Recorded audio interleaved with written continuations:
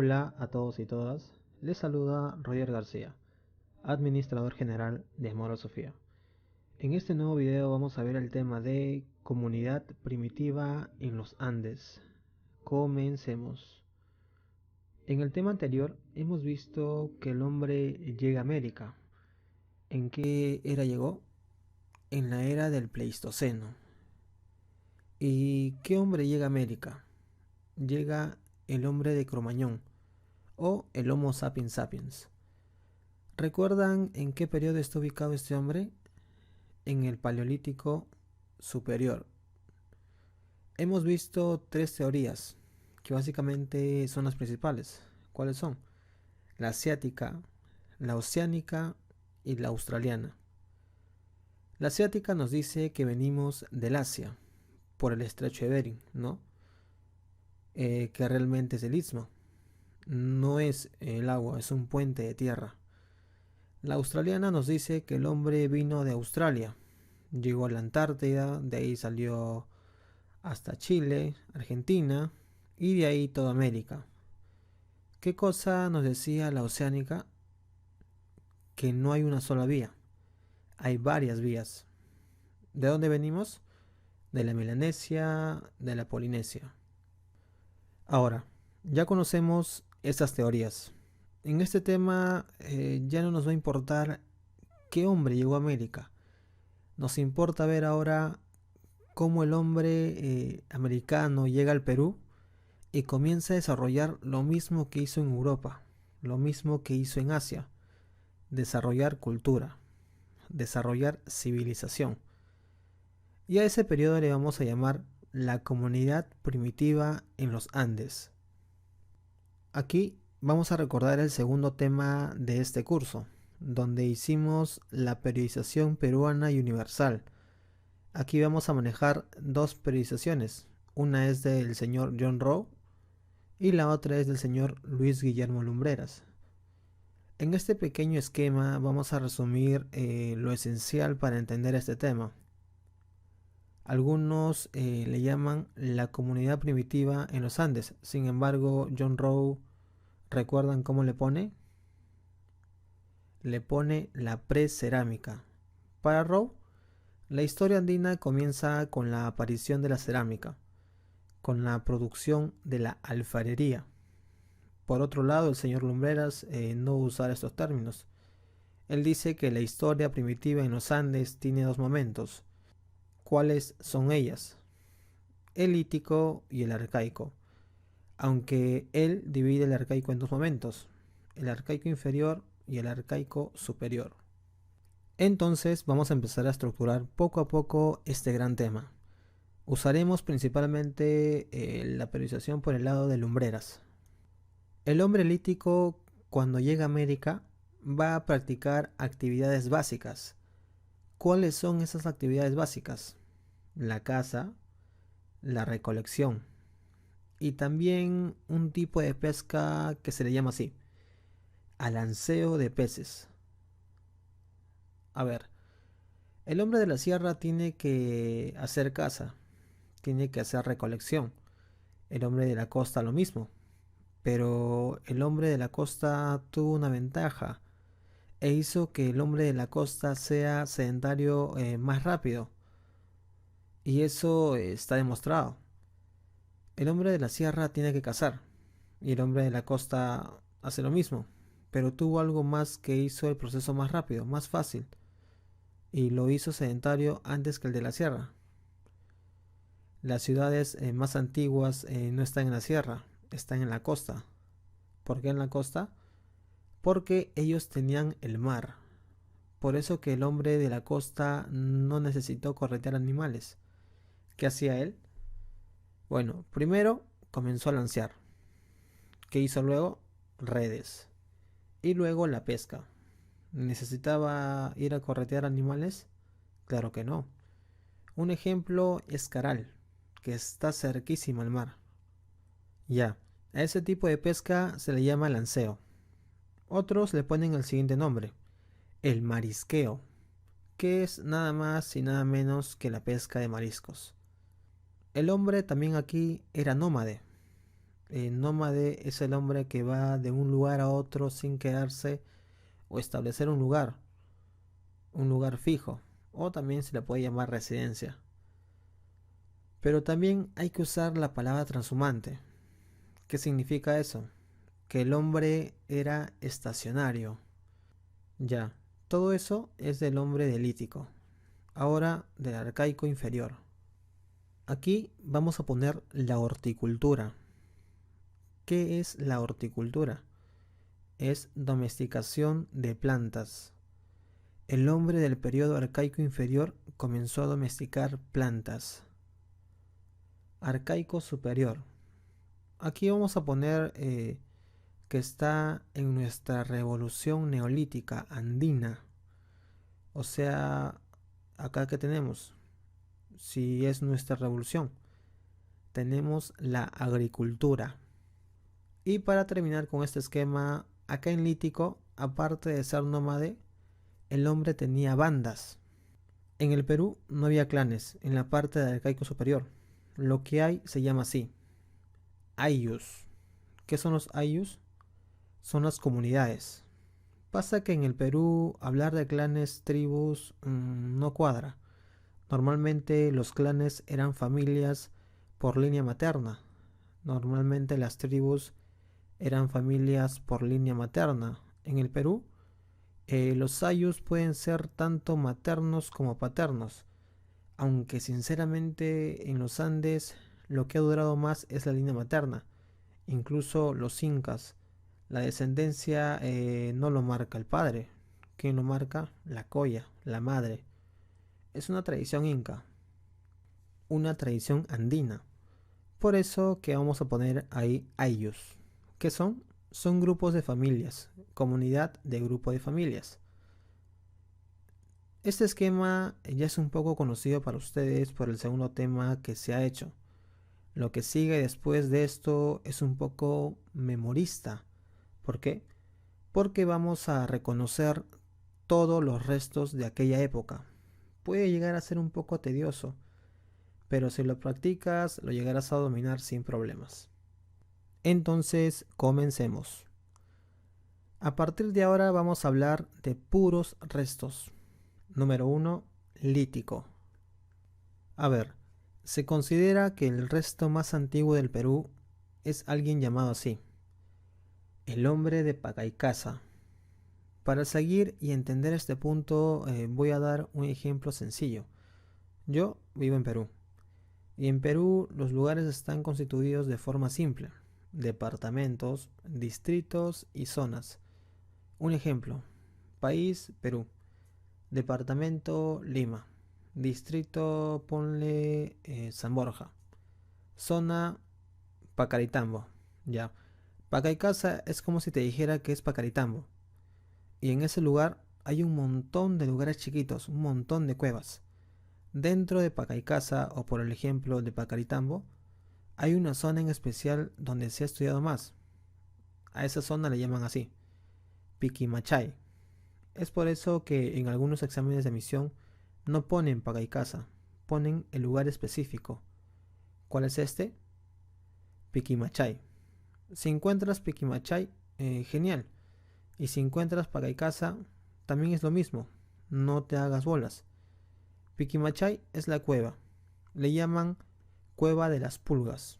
Pacaycasa o Piquimachay está ubicado en el departamento de Ayacucho.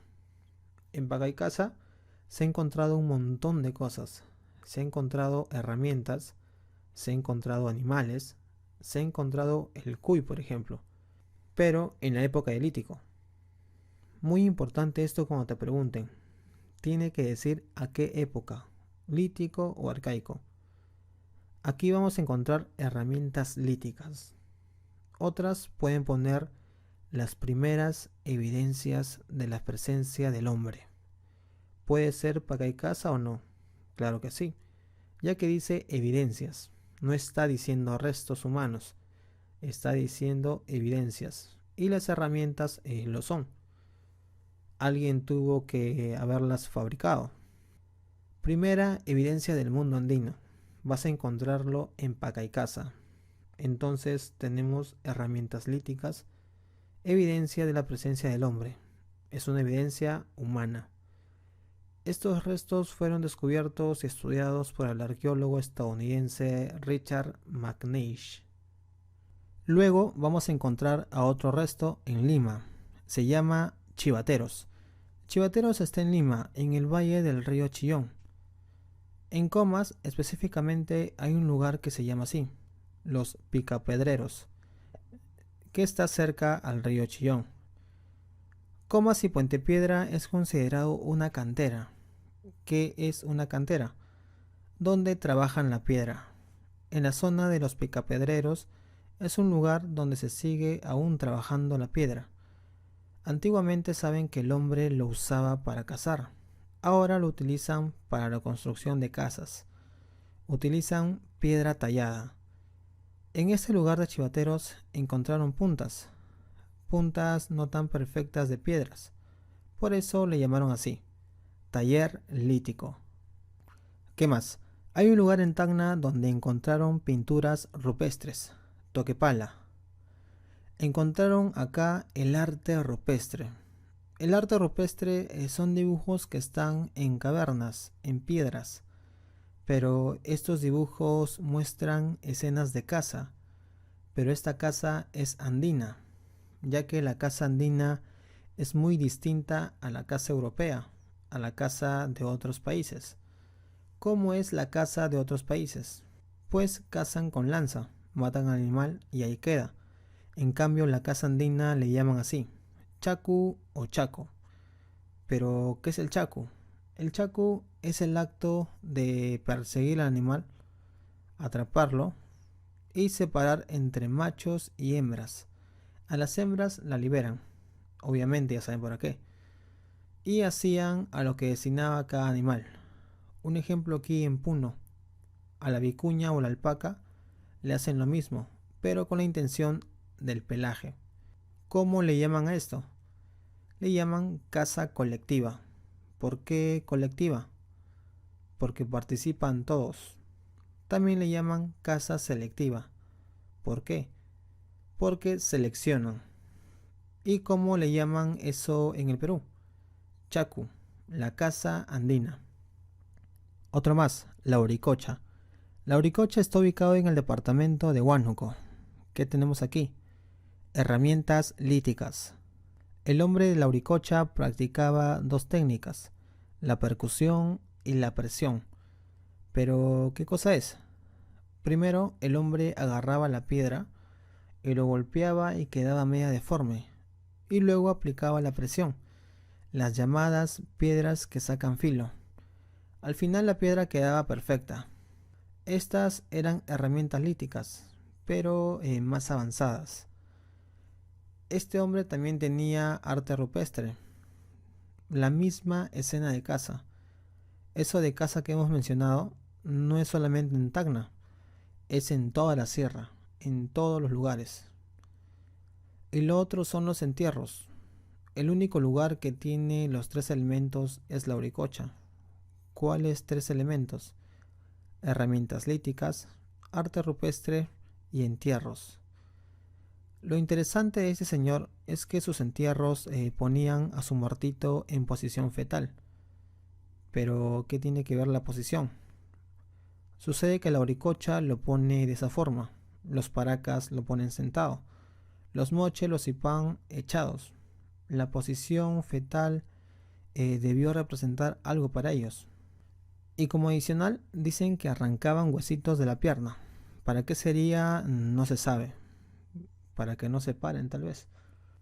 También dicen que el hombre de la Uricocha hizo alanceo, y ya sabemos qué es. Luego también hizo deformaciones craneanas. ¿Pero qué es deformaciones craneanas? Consistía en poner planchas de madera entre la cabeza. Como resultado, obtenían frentes alargadas. Se dice que usualmente lo hacían en la niñez, porque el cráneo era más frágil. ¿Quién descubrió y estudió al hombre de la Uricocha? Fue el arqueólogo peruano Augusto Cardich. Luego, para terminar el lítico, tenemos al hombre de Peiján. Este resto está ubicado en La Libertad. ¿Y qué cosa podemos decir de él? Peiján es el resto humano más antiguo del Perú. Lo descubrió el arqueólogo francés Claude Chauchat. Aquí también hubo un peruano que estudió Peiján, el arqueólogo Rafael Larco Oile. Él estudió las puntas líticas de Peiján. Seguimos. Número 2. Arcaico. Seguimos con arcaico inferior. Aquí tenemos a un hombre, el hombre de Nanchoc. Nanchoc queda en el departamento de Cajamarca y es considerado y confirmado el horticultor más antiguo de América. ¿Qué dijimos que era horticultor?